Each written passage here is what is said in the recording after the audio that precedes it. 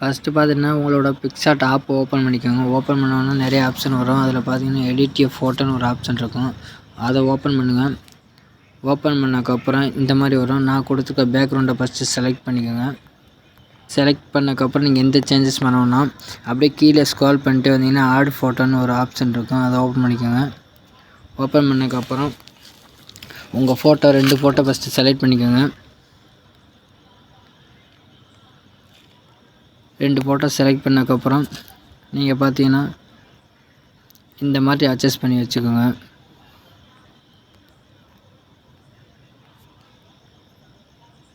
இந்த மாதிரி அட்ஜஸ்ட் பண்ணிட்டு கீழே வந்து எரேஸ் பண்ணிடுங்க.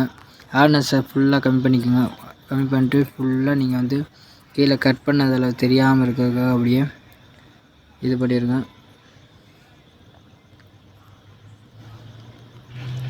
இந்த மாதிரி இது பண்ணிடுங்க. இதை பார்த்தீங்கன்னா கீழே பார்த்தீங்கன்னா எஃப்எக்ஸ்னு ஒரு ஆப்ஷன் இருக்கும். அதில் போய் நம்ம பிளாக் அண்ட் ஒயிட்டில் மாற்ற போகிறோம். அதனால கீழே பார்த்தீங்கன்னா பிஎம்டபிள்யூன்னு ஒன்று இருக்கும். அதை ஓகேன்னா ஃபஸ்ட்டு உள்ள பிஎம்டபிள்யூ ஓகே கொடுத்து மேலே டிக் ஆப்ஷன் கொடுத்துருங்க. கொடுத்ததுக்கப்புறம் இந்த ஃபோட்டோவை நீங்கள் வந்து எந்த சேஞ்சஸ் பண்ணோன்னா அப்படியே நீங்கள் வந்து இந்த மாதிரி வச்சுக்கலாம். இந்த மாதிரி வச்சுட்டு இதையும் நீங்கள் பார்த்தீங்கன்னா எரேஸ் ஆப்ஷன் போய் ஃபுல்லாக கம்மி பண்ணிட்டு கீழே எரேஸ் பண்ணிடுங்க.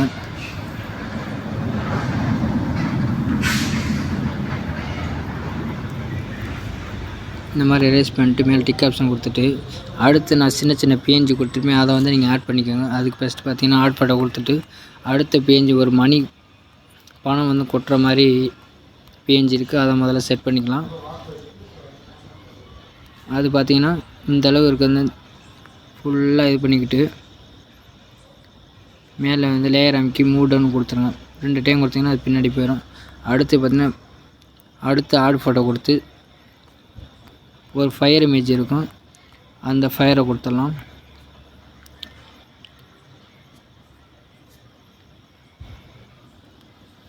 இந்த ஃபயரை பார்த்தீங்கன்னா ஃபுல்லாக அப்படி இழுத்து அப்படியே கொண்டு வந்து இதை கீழே வச்சுருங்க. இந்த மாதிரி கொடுத்துட்டு கீழே போய் ஸ்க்ரால் பண்ணிட்டு வந்தீங்கன்னா பிளெண்டுன்னு ஒரு ஆப்ஷன் இருக்கும். அதில் போய் ஸ்க்ரீன் கொடுத்துருங்க. ஸ்க்ரீன் கொடுத்ததுக்கப்புறம் நம்ம இந்த பிறந்தநாள் இந்த டெக்ஸ்ட்டை பார்த்திங்கன்னா இந்த மாதிரி இழுத்து கீழே கொண்டு வந்து அப்படியே வச்சிட்ருங்க.